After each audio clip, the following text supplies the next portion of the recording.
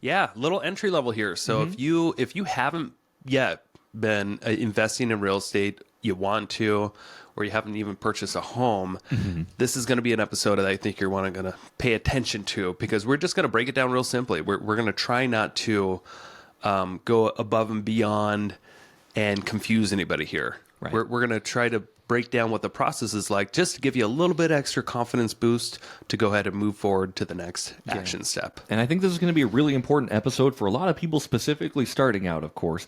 It can feel daunting when you're buying a home and not knowing what the next step is, especially if you don't have the right pieces in place. Like, there's a lot of moving pieces, and we're hopefully going to be providing some clarity for you today. Yeah. So broad overview of what we're going to be talking about.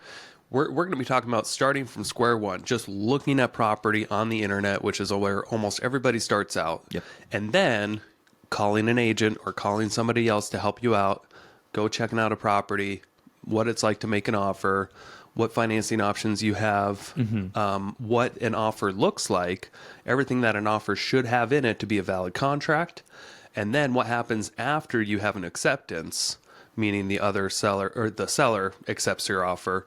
What then? What does that process look like? That, is it a 10-day process? Is it a 30-day process, 45? Why is it 45? We'll break that down too. Yeah. Why sometimes it can take this long. And then closing. Yeah, and we're going to actually hit this from two different sides. So we're going to hit it from, your normal conventional, just buying an off-market property and like on the market, to buying a wholesale property, to what you should be expecting on both sides. So. Yeah. And technically, this could be three ways too. Yeah. You could be buying a property off market. We'll walk you through that. It's not much different. We love three ways. Yeah. How'd you know? We just love those around here. Yep. And then, what it's like buying a wholesale property from a wholesaler. And then what it's like to just, conventionally just buy something on the internet. Yeah. And what that process looks like. Honestly, they're all almost the same. They are, yeah. So we're going to try not to complicate this and really break it down to just give people confidence to just take the next action. Yeah. Step. The main difference on them, and we'll get into it, is mostly just funding options for buying from a wholesaler and buying conventionally. Yeah. Well, the process is slightly tweaked. Yeah. But yeah, we'll get into that. Of course. Let's start off with the basics. Like where if you want to buy a house or if you want to invest, like where do most people start? Right. The easy answer is just the internet. Like you can go to realtor.com or Zillow, or you can call a real estate agent and ask to be set up on a portal. Yep. Now this will be a little bit more of an accurate idea of what's actually available on the MLS. The MLS is the multiple listing service, and it is the ultimate platform that licensed real estate agents that are members of the National Association of Realtors get to use to put properties on the market for anyone to, not just anyone to buy, but anybody also to represent you. And that's the whole purpose of the multiple listing service. It's so that you can get a hold of any licensed agent to show you anything that's on the MLS, Yeah. which would be properties that are on like realtor.com. Not necessarily everything that's on Zillow Right. is on the MLS. So we'll break down the differences a little bit later. Yeah, and you'll find, your for sale by owners and everything there as well. Sometimes, yeah. Sometimes, yeah. But, first step, like you said, you just got to kind of identify the property or figure out a way to identify which property you're going to look. And this is going to obviously depend on your criteria of what you're looking for. And the more clear I believe you are, the clearer it will be going forward. Because if you're just like, I want to buy a house, well, in Cooney County, how many houses are there listed? Not many. Not many. Not many right now. A couple hundred. Yeah, well, a couple hundred. But It's gone up a little bit. It'll look like it's more, but it's in reality with what's under contract, Right. and what's really not available yet. That's like a to be built. It's not a whole lot, but that will change. Sure. It's springtime. We're getting into the summer, and we're seeing a lot of listings starting to go active. I think honestly, the first step would obviously just be getting pre-approved through a lender. Yeah. That's a great first start. Yeah. So to be honest with you, rather than going to look and seeing what's available, I would find out what you are approved for. And the best way to do that, of course, is just go talk to your favorite lender in the area. We've got a few we could recommend in here in the Cooney County area. But find out what your buying power is. That Yes. way you can kind of narrow down what exactly you should be looking for and what's in your price point. It is such an important first step before you ever go look at properties. See what you can buy. Yeah. If you're getting a loan. Yeah. If you're using cash, not as important. Right. You know that. But if you are getting a loan and you haven't yet talked to a lender, you got to talk to one. You Right. got to talk to one. That way the lender can give you a reality check on what you can and can't do and what you, what you can expect, how much cash you need to bring to the table to make something work. Right. And sometimes you'd be surprised how little cash Yeah. you might need to bring to the table, depending on the loan that you're going after. There's all kinds of different loans out there. Some where you can get into a property less than you can a rental sometimes. Yeah, absolutely. And not that hard, depending on the loan program that you're going after and what you're comfortable making a payment. Yeah. Yeah. And it's so important to do that because obviously the next step in this equation would be, finding representation or finding the property. A realtor is going to want you to be pre-approved, so you're not wasting their time at the same time, right? Yeah. Well, they want you to be approved because it's important. It is. It's not just you'd be wasting their time; you'd be wasting your own time.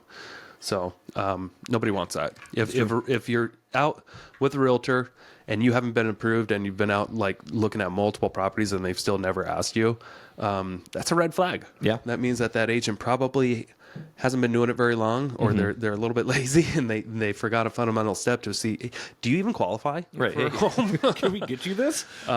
Because you're not just wasting their time, you're wasting your own time, and you're wasting the seller's time too, getting a house ready for you. Yeah.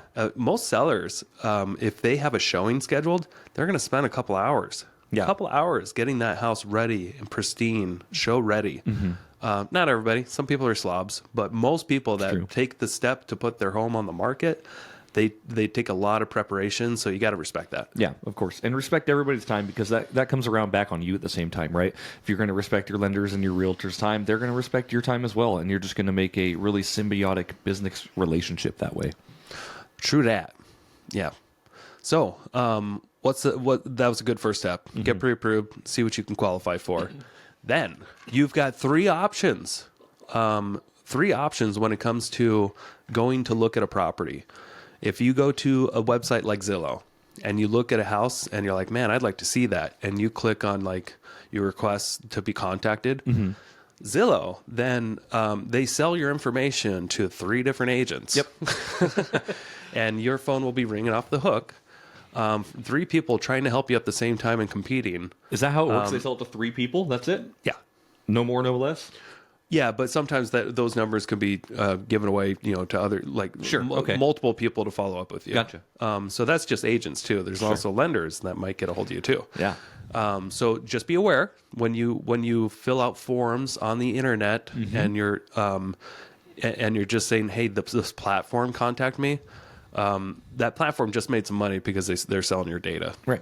Which isn't always a bad thing. No, it's not. I mean, you're dealing with agents that have put up money to try to work with people, so that's not the worst thing either. Right.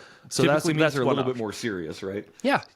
So not totally a bad thing, but if you're the type of person that doesn't want a bunch of people calling you, do not put your number Right. in Zillow. Do not put your number in Realtor.com.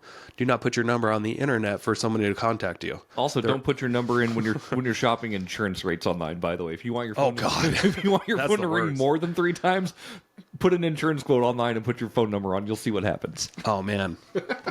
Yeah, a few months ago, I was shopping my health insurance rates, and I thought I was going to a website where it was just one company that was going to give me a quote, and I screwed up. And as soon as I hit submit and went to the next page, it's like, well, thanks a lot. We're going to have a shit ton of people try to get a hold of you for the next month. Yeah. Not just one, not 2, but we've sold your information to like 20 different Everybody. companies. Yeah. And they're all calling you right now. Right. But of course, if you're buying a home, like you want these agents to kind of contact you because if you're buying a home, like that's the next step to have representation.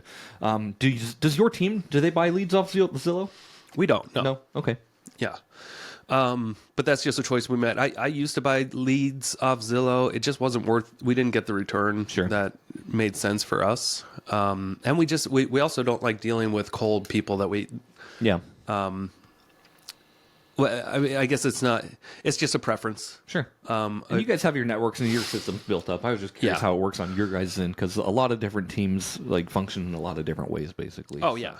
I mean, our way of getting leads is we put on monthly networking events for real estate investors, and we're able to meet face to face with 50 people a month. Yep. And we tend to focus to put our time there instead of trying to constantly look under new rocks and stuff. Zillow is a great platform for people that just don't do that kind of thing, and they're sitting in an office and they need the phone to ring.